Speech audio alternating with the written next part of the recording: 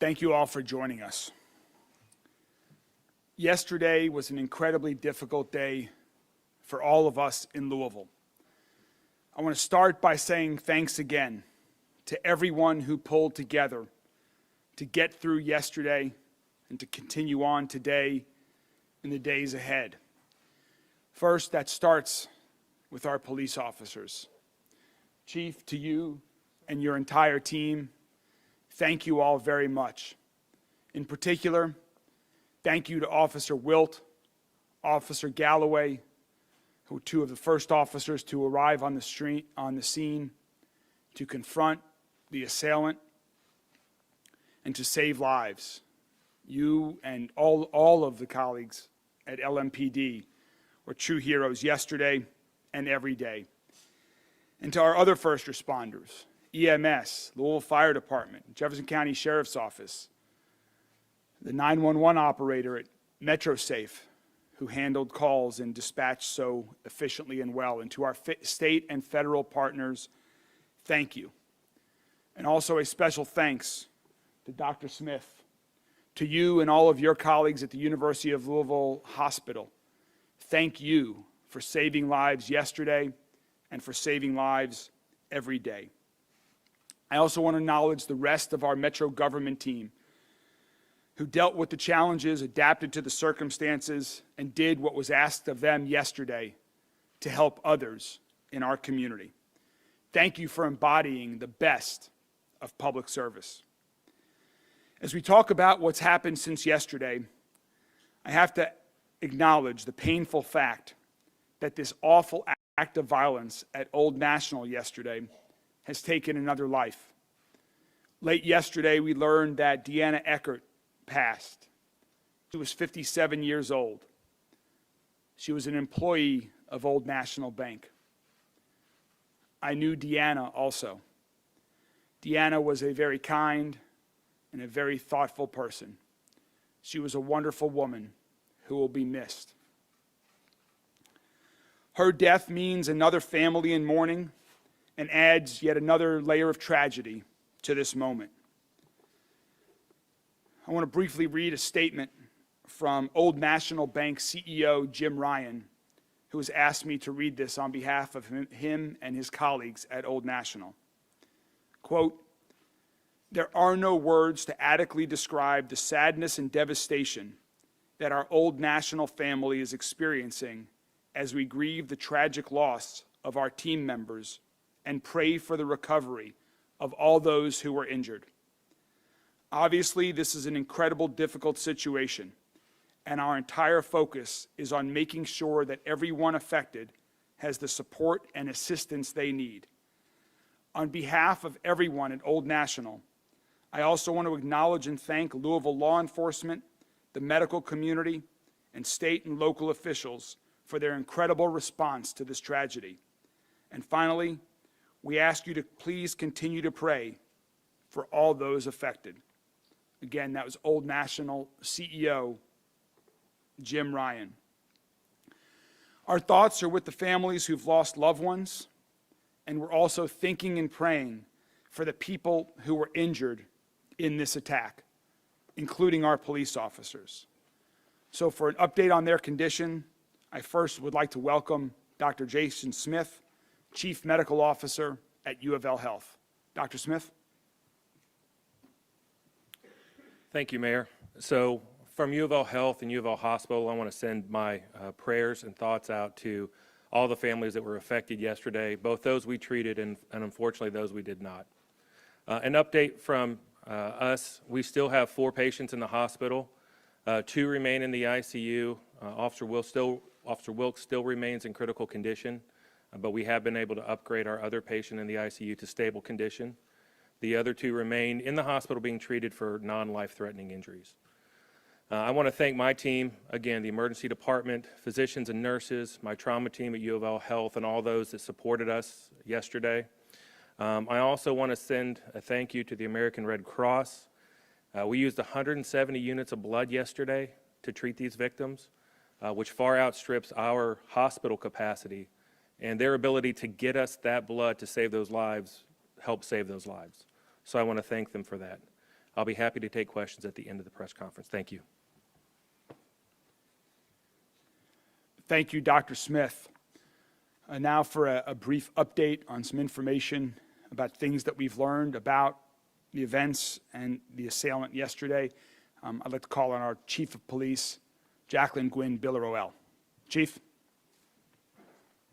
To the mayor and everyone who is in attendance on today, we have learned that the suspect in this incident was a current employee with Old National Bank. We have also learned that he purchased the weapon used in this tragic incident on yesterday, on April the 4th. He purchased the weapon legally from one of the local dealerships here in Louisville.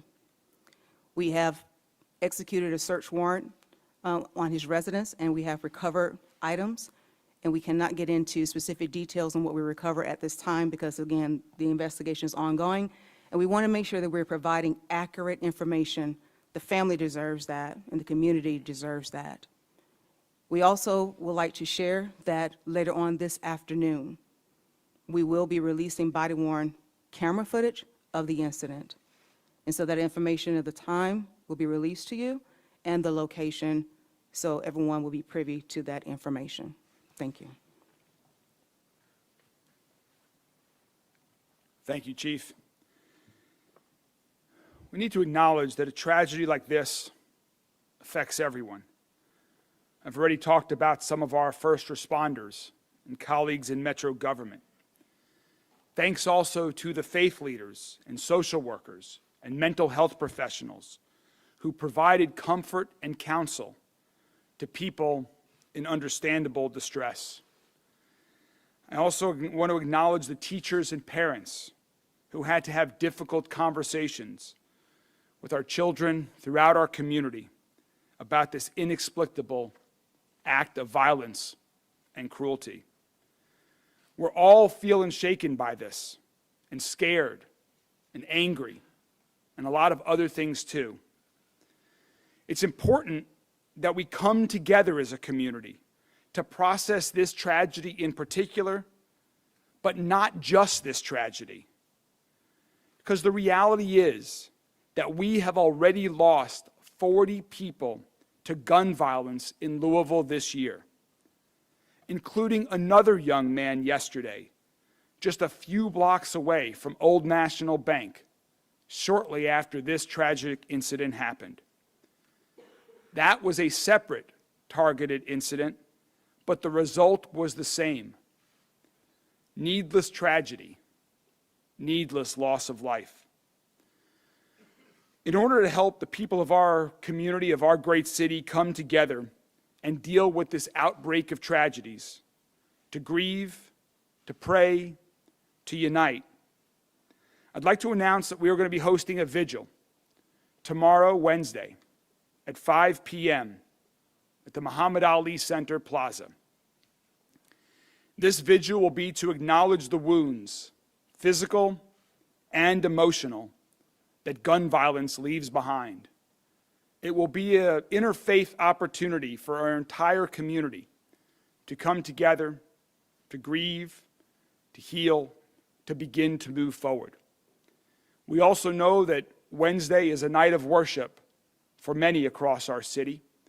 And so, working with Paul Callanan and his colleagues at the Office of Safe and Healthy Neighborhood, we will be having grief counselors at over a dozen churches throughout our city that have regularly scheduled worship on Wednesday evenings as well. We invite the entire community to join us at the Muhammad Ali Center tomorrow at 5 p.m. And also, if you prefer to worship on your own, again, we will be providing some grief counselors, and we'll have a list of those churches where members of Office of Safe and Healthy Neighborhood will be located by mid-afternoon today. And I want to thank the Muhammad Ali Center for hosting this vigil on such short notice. One really loving thing in the midst of this tragedy has been the sheer number of people locally and around the world who've shown such love and support for our city. It means a lot to my wife, Rachel, and I, we are deeply grateful on behalf of everyone in Louisville for those who have reached out from beyond and within our city borders. There are so many people who want to do something, who have offered to help, who see this nightmare unfold and want to make it better somehow. We love and appreciate that so much. For those of you who are looking to take action right now, to show your support for the first responders who are trying to save lives, and for the victims of gun violence, one great way to do that is to donate blood. According to Johns Hopkins University, gunshot wounds require much more blood than other types of injuries. You just heard Dr. Smith talk about the amount of blood that was needed and used yesterday. He mentioned his thanks to the Red Cross.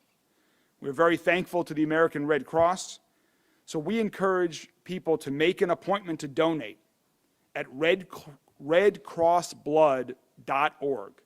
That's redcrossblood.org. We encourage everyone to donate blood, and if you can't, there are other ways to support the American Red Cross with donations or your time.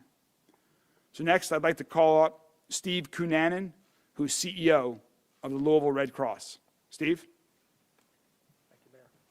Thank you. Our thoughts and our deepest sympathies are with the people of Louisville and those that have been impacted by Monday's tragic shooting.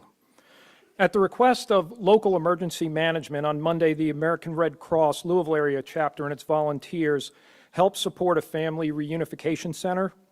The Red Cross continues to work with local authorities and their community partners and is helping to provide aid and assistance to those people affected by this tragedy. At this time, the American Red Cross is working closely with the University of Louisville Hospital, and as Dr. Smith has mentioned, we have provided more than 170 units of blood products to the hospital to treat those that have been affected by this. The Red Cross stands ready to provide additional blood and blood products upon the request. And as the mayor has mentioned, volunteer blood donors are needed each and every day to help save lives. This tragedy illustrates that it's the blood that's already on hand and on the shelves that helps during an emergency. Type O negative is the universal blood type, and that is what the emergency room personnel use and what they reach for when they don't have time to determine a blood type, and that's one of the types that is needed most. The American Red Cross is grateful to all those donors who generously give blood throughout this country. Thank you. Thank you, Steve, to all you and all of your colleagues at the Red Cross. There's one more topic that we need to talk about today, and that's guns. Yesterday's tragedy brings us to 40 people who've been shot to death this year in our city. That level of gun violence is beyond horrific, and it's beyond anything we can and will accept in our community. Our police did a heroic job yesterday and every day. And we are already doing a lot to reduce the amount of gun violence in our city and make Louisville safer. We're investing in neighborhoods and in people who have been overlooked for generations, so every child has an opportunity to succeed and pursue their hopes and dreams. We're going to invest more in mental health care. We're working to make universal pre-K a reality. Workforce development initiatives for young and older adults alike. These are all important. These are all also long-term solutions. We have to take action now. We need short-term action to end this gun violence epidemic now, so fewer people die on our streets and in our banks and in our schools and in our churches. And for that, we need help. We need help from our friends in Frankfurt and help from our friends in Washington, D.C. This isn't about partisan politics. This is about life and death. This is about preventing tragedies. You may think this will never happen to you, never happen to any of your friends or loved ones. I used to think that. The sad truth is that now no one in our city, no one in our state, no one in our country has that luxury anymore. Last year, I survived a workplace shooting. And now yesterday, I've lost a very close friend in another workplace shooting. 5 more families have lost a loved one. It has happened in Louisville. It could happen in Paducah, in Pikeville, or in Covington. This is happening in America everywhere and will keep happening until we say enough and take meaningful action. Congressman McGarvey will talk about some things at the federal level. So I'll address what we can do at the state level. I have 2 requests today for every Kentucky state senator and every Kentucky state representative who wants to join me in reducing the amount of gun violence in Louisville. First, if you support police officers like Officer Wilt and Officer Galloway, who heroically ran into a barrage of fire from a waiting assailant with an assault rifle, if you support local decision-making to address local issues, if you want to help our state's largest city thrive, please give Louisville the autonomy to deal with our unique gun violence epidemic. Let us, the people of Louisville, make our own choices about how we reduce gun violence in our city. Other communities should be able to make the policies that work for them. Let us implement policies that work for us.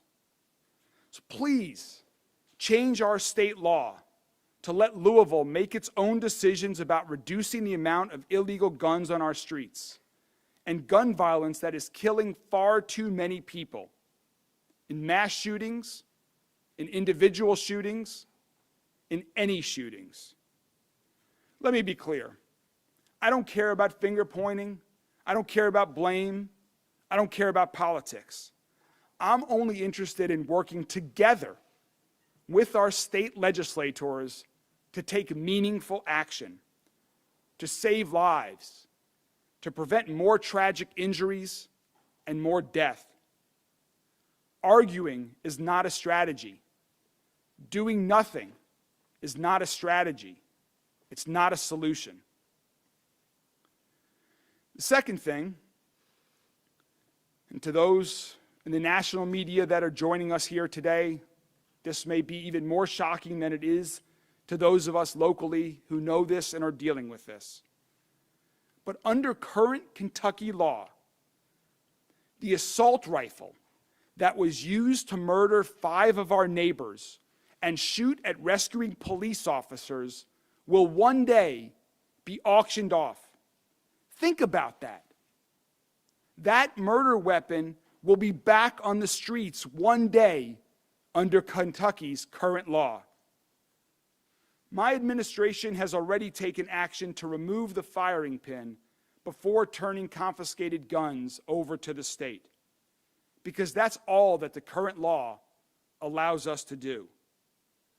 That's not enough. It's time to change this law and let us destroy illegal guns and destroy the guns that have been used to kill our friends and kill our neighbors. I know every member of the state legislature, like everyone else in our state and in our country, is horrified by what we saw yesterday, by what we see in other cities around the country. None of us wants this to happen again. None of us wants this to happen in our neighborhood, but it will keep happening. That's why we have to do more than what we've already done. Let's change the state laws that would make me a criminal for trying too hard to stop the real evil criminals who are taking other people's lives and who are eager to make a spectacle of mass murder. The laws we have now are enabling violence and murder. It's time to change those laws to save lives and keep our people safe. To those in the Kentucky State Legislature, let's work together. I look forward to working with you on this. Now, I'd like to welcome Congressman Morgan McGarvey.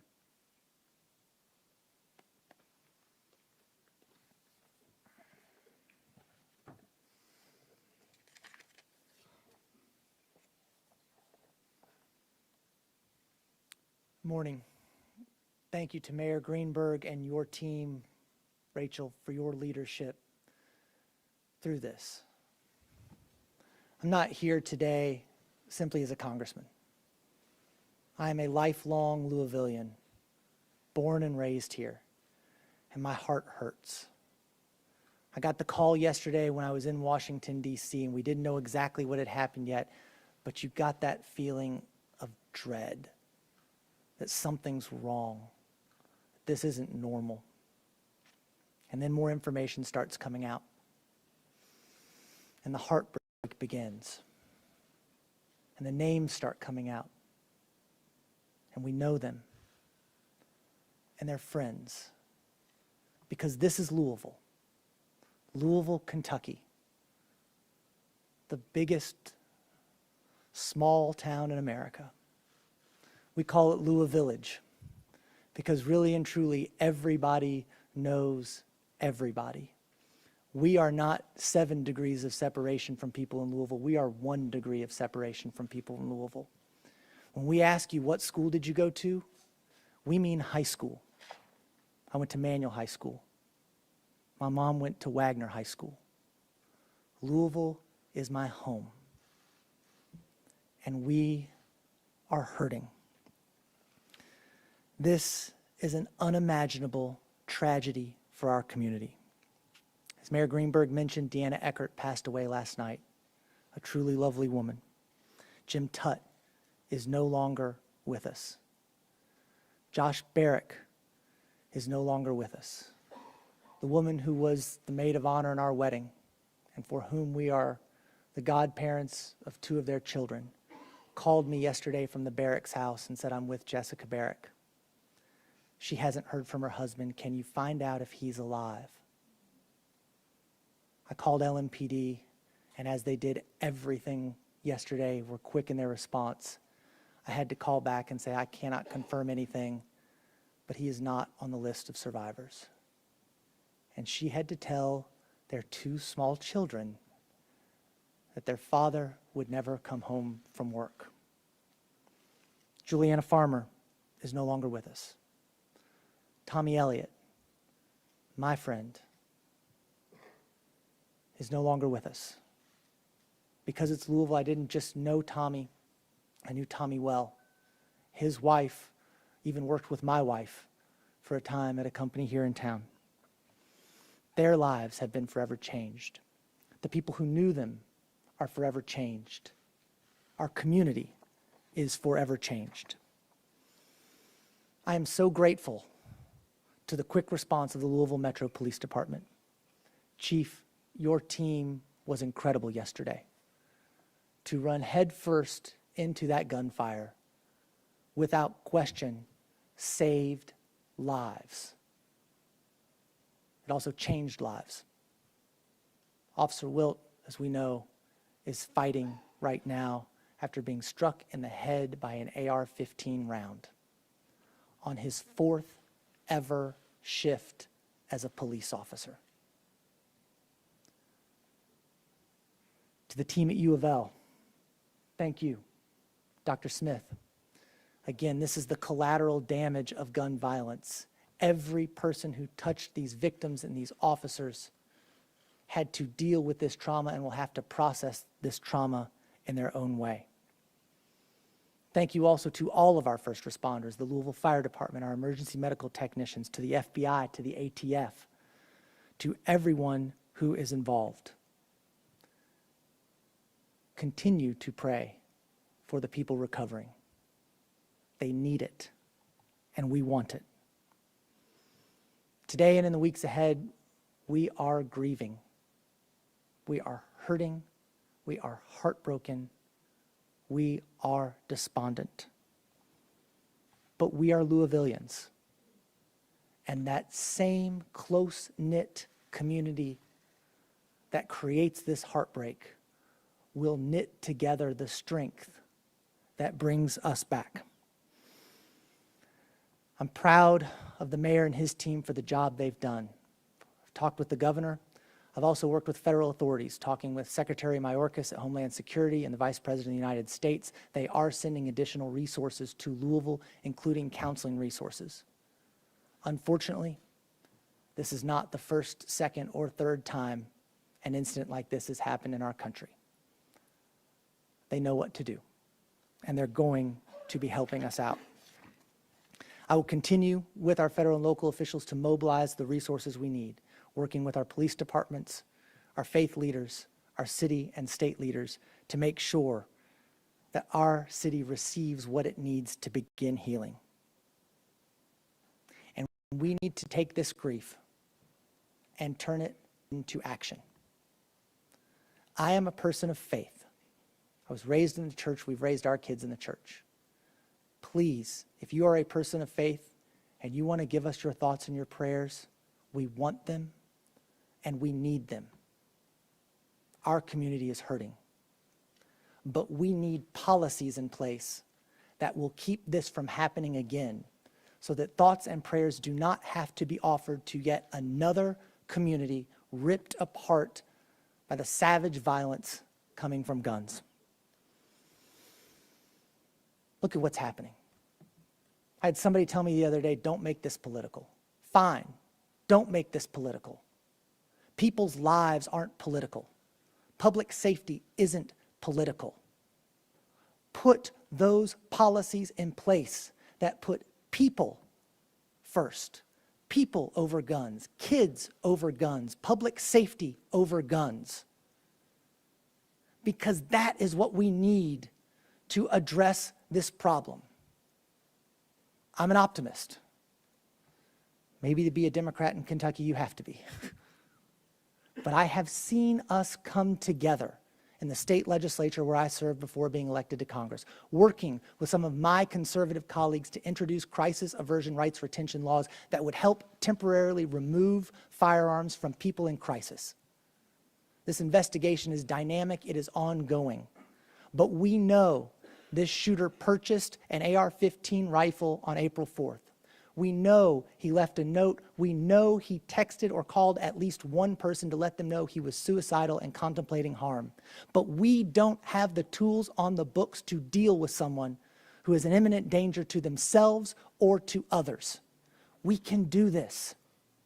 We can come together at the federal level, working with each other to solve this problem, which is impacting all of us in a uniquely American way, and get universal background checks so that people who shouldn't have a gun can't buy one, that we are taking weapons of war off of our streets, that we are helping people who are in crisis.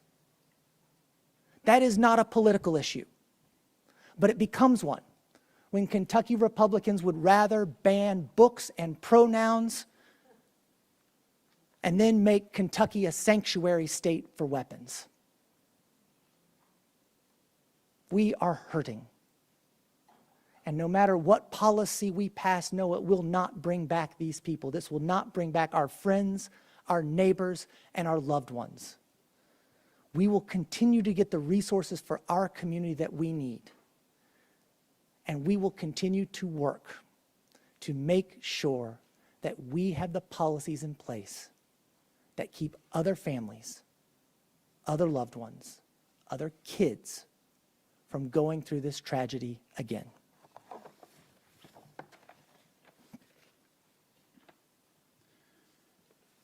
Thank you, Congressman McGarvey. Dr. Smith, the chief, Congressman, myself, we're available to take some questions from the media, and because we have many people joining us that we don't typically see, if you could please just let us know what your outlet is as we call on you. Yes.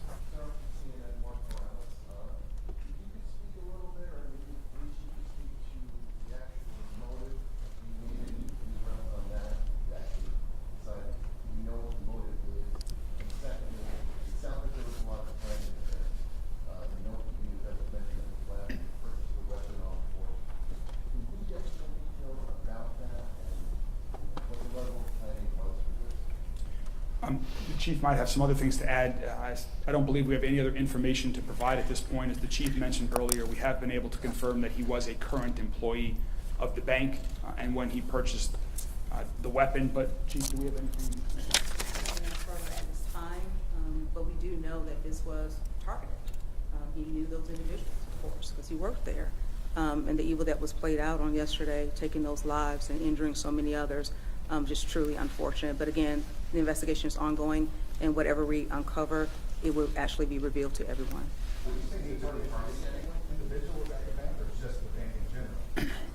We don't have an answer to that yet, Mark. We don't know.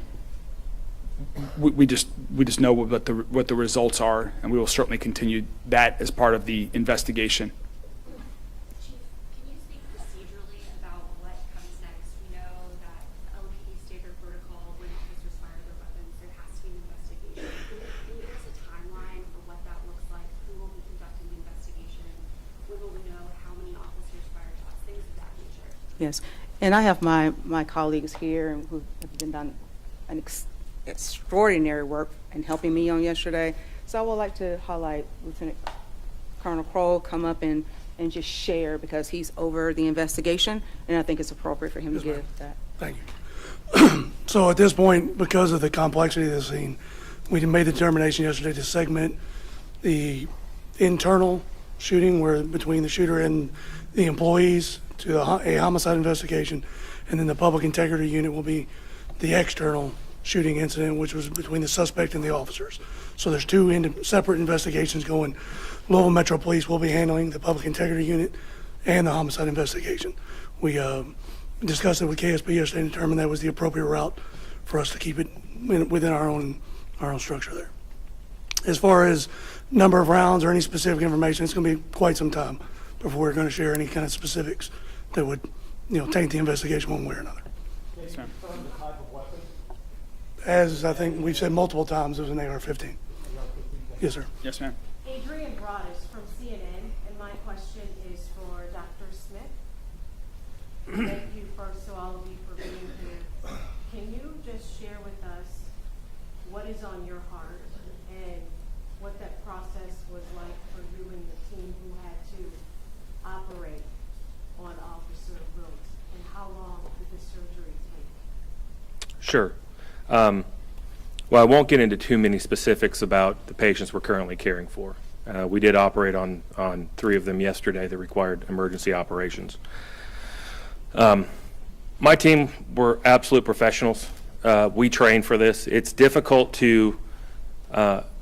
difficult to be able to process what's going on during that time. And so the training that we do with our emergency department nurses and physicians, our surgical services, our trauma teams, the blood bank, all of that makes a huge difference in being able to save those lives, because we have to act quickly.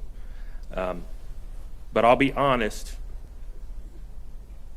caring for 3 shooting victims, plus the other that came in, is not an infrequent day for us. And the events surrounding this made this obviously much more difficult. But to be honest with you, we barely had to adjust our operating room schedule to be able to do this. That's how frequent we are having to deal with gun violence in our community. I'll tell you personally, I'm weary. I've been in Louisville for 15 years, all of it at University Hospital. For 15 years, I've cared for victims of violence and gunshot wounds. And people say I'm tired, but I'll be answered. It's more than tired. I'm weary. There's only so many times you can walk into a room and tell someone they're not coming home tomorrow. And it just breaks your heart when you hear someone screaming, "Mommy," or Daddy. It just becomes too hard day in and day out to be able to do that. Now, my team is fantastic. They're absolute professionals and they're wonderful. But sooner or later, it catches up to everybody. You just can't keep doing what we're doing because you just can't keep seeing these lives lost. You can't keep seeing all the people with these horrific injuries coming through the door without doing something to try and help them. And I don't know what the answers are. I'm a doctor. I don't know what the answers are. But to everyone who helps make policy, both at state, city, federal, I would simply ask you to do something. Because doing nothing, which is what we've been doing, is not working. We have to do something because this is just getting out of hand across our city and across this great nation of ours. Sorry. Thank you, and no sorry. Yeah, he's still in the ICU, he's still sedated. And I apologize, I am not going to release any other information for the patients that we're still taking care of. Still in critical, but yesterday, the next 24 hours are going to be very intense. Is that still the same stance today? Yes, so he's still in critical condition in our ICU. He's being treated by our neurosurgery team, being treated by our trauma team and our anesthesia teams, and is still undergoing a lot of care at bedside. Good news, we had another patient released. I know we talk a lot about the first receiving people receive trauma care. Another person was able to leave and walk out of the hospital. How does that feel to see the good part of this today? Yeah, so I mean, the answer is that, today we had 4, we may have 3. The ones that are doing well are doing well. And I think, the work that we do with the physicians and the nurses at the hospital is just, it's unbelievable sometimes the people that we're able to save these days. We have partners like the Red Cross that can get us, 170 units of blood in an 8-hour period of time. It's just the coordination of the city, of the healthcare system and of the hospital is outstanding to be able to say that those patients are going home. Mayor. Security at the bank, and can you talk about any steps that people inside the bank may have taken that might have saved lives or they might have taken that continue us in this situation? Yeah, I'll call on the chief or someone from LMPD to talk about precautions to take if this ever happens to you and you find yourself in a similar situation. I don't think we have the information yet on whether there were armed guards within the bank. We don't have any evidence that there was, but we have not yet confirmed that. Chief, you or someone else from LMPD? Deputy Chief Paul. Talk about some precautions. Like you said, we have no information about any armed security that was at the bank, but in these situations, it's very simple. We teach people run, hide, fight, right? I can say that we do know that people saved their own lives yesterday when they heard the gunshots and they either run or hid, and they got out of the danger area, and we are grateful for that. So run, hide, fight. Get out of the area. If you cannot get out of the area, hide. If you cannot hide safely, fight. Do not think that you do not have the capacity to fight back and save your life. When it comes down to it, that's the only choice you have, and you better fight like your life depends on it, because you have to. So run, hide, or fight. Mayor, I have a question for you when it comes to. Or inside at the time, and was this all confined to one room? We don't have an exact number of people who were in the building or in the shooting yet. The shooting took place on the first floor, which is slightly elevated from the sidewalk because of the grade there. There were other people in the buildings. LMPD did clear the entire building in a very safe and rapid manner, so there were many other people in the building. We don't have those exact numbers yet. Yes, sir. Question for the chief regarding Officer Will. Officer Galloway was also mentioned first of all. Is that his field training officer? That is correct. Obviously, as we heard, this was his 4th shift on the job. Is it accurate to say he still did not hesitate He did not hesitate at all? at all. He was with his field training officer, and he did not hesitate. I'm just truly proud of the heroic actions of those 2 officers and everybody else that responded. They went towards danger in order to save and preserve life. And that's what you saw on yesterday. They stopped a threat so other lives could be saved. And so no hesitation, and they did what they were called to do. And how do you guys, we've heard from Dr. Smith being weary about his staff having to treat gunshot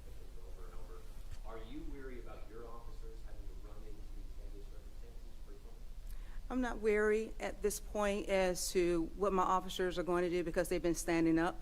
They're still engaged. They're still serving the city. I'm weary that we're dealing with the violence, but I'm not weary that my officers are going to lay down and stop doing what they are told and trained to do. And they looked at me and they were truly amazed at how everybody came together. And one of the questions I asked them on yesterday, I said, if we don't go, who will? And they all nodded that they're going. And so we'll continue to go because the citizens of this great city depends on us. And so I'm just really proud of the resiliency of LMPD. The men and women of this great city is showing up and they're serving, and I appreciate them, and I appreciate the community support for our department. Mayor, question for here, and then you. we'll go over it. You One second, share a Isaiah. rela- We'll get this question, and then we'll come over to you guys.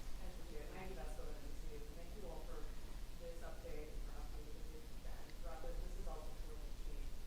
First, can you just confirm, was Officer Galloway's other officer shot during, Yes, ma'am, he was grazed in the left side. what was his first, what is I'm sorry. Corey? Yes. Thank you. Can you also speak to any potential history of red flags that may have existed with the suspect? You've heard about, the hospital voicemail via dispatch audio. I assume you spoke to his family at this point, and we've heard about a possible history of mental health issues. So just any kind of context you can give about what may have led up to this, what you know now. Again, it's still ongoing, and we're just trying to piece everything together and just truly unfold everything. But again, once we do have it all, you'll be able to receive that information in its totality and with accuracy, because that's important. So right now, we're just still at the beginning stages, and I know we want more, but we're right here, and just the family deserves for us to get this right and continue to do the right way. Sorry? I don't want to confirm that just yet. The confirmation of a note? Okay, so we're just going to leave it right there for right now. Isaiah? Mayor, you share a relationship with many folks who work in that building. We have heard reports saying that the shooter was given notice of his termination of work there. Can you confirm that? That is not, from what I have been told from an official at the bank, that is not accurate. The shooter was a current employee of the bank. Not given any notice that he might be fired? Not to my knowledge. I don't believe that is correct. I don't believe that is correct. Mayor, you laid out a number of things that your administration has done thus far, but you also issued that plea to the state legislature for 2 laws specifically that you would like to see them change or it change. With that said, do you feel at this point that your administration or this government has done all it can to address the gun violence issue, and now the state legislature is essentially the only agency that can come in and change these laws to allow you to go further? We're going to continue to keep trying. We've been doing a lot. We've started to do things that had not been previously done, both in terms of short-term action with respect to reducing the amount of illegal guns on our street and long-term investments in people and neighborhoods. And we're going to keep trying. We're working with our partners on the Metro Council, who I know are very supportive of a lot of what we're talking about here, because like me, they care about our city today and they care about our city tomorrow.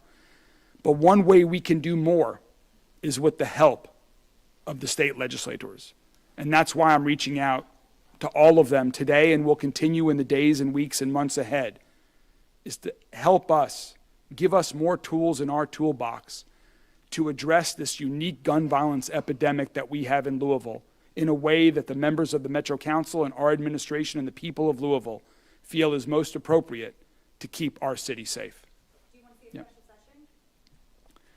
I'm not calling for a special session at this time. I want to have conversations. I want to work on a plan, and I want to work on getting that implemented as fast as possible, and we can figure out those details later. I have a question for Dr. Smith. We were told about the 170+ units of blood that were used yesterday.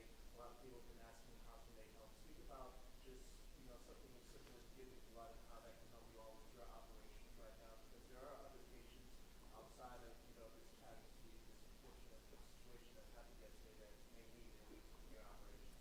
Yeah, there are always other patients, is the simple answer to that. When we appreciate everyone getting out, but donating blood now helps us in the future. And the lives that were saved yesterday were because of the American Red Cross and the blood they had on the shelves and the blood that they provided us. So going now to donate and continuing to donate is what's going to make a difference for the patients that are coming through the doors tomorrow, today, a week from now, a month from now. It's not just enough to go once, because the blood is a finite resource. It lasts a finite period of time. It needs a continual effort from all those in the community to help supply the blood products needed to care for those that are victims of violence, of trauma, of car accidents. And I think that is really the message to get out, is give blood and continue to do that. What were the names of the other two officers who were injured, other than Officer Little? One was Officer Galloway that we were talking about, and the third was? And that's correct. We had just another officer that was just, actually just had a bruise on the left. It was not the result of a gunshot. The third officer was injured in the response, but not as the result of a gunshot. Tara? Two ambulances were issued this morning for Dow Chemical and Bank of America emergency testing. I wondered if that was in response to what happened yesterday, or if these are standing tests that are done. I'm not aware of anything in relation to that, so I don't have any information on that. Yes, sir, no. In the blue.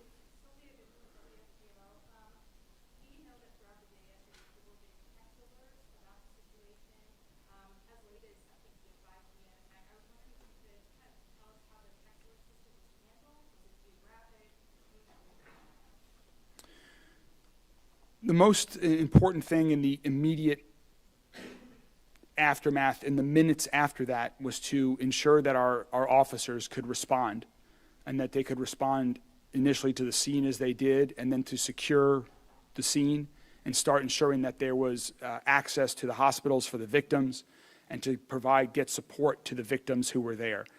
That was the immediate focus, and so shortly after the shooting, an alert was sent out to encourage people to avoid that area. I understand that was well after the situation. The immediate danger had been addressed and neutralized, but we still wanted to keep people away from that officer. From that area, we had so many first responders of all sorts that were there, and we were trying to keep those lanes clear and people away from there so that they could focus on doing what they needed to do. Yes? Not at this time. Yes, ma'am.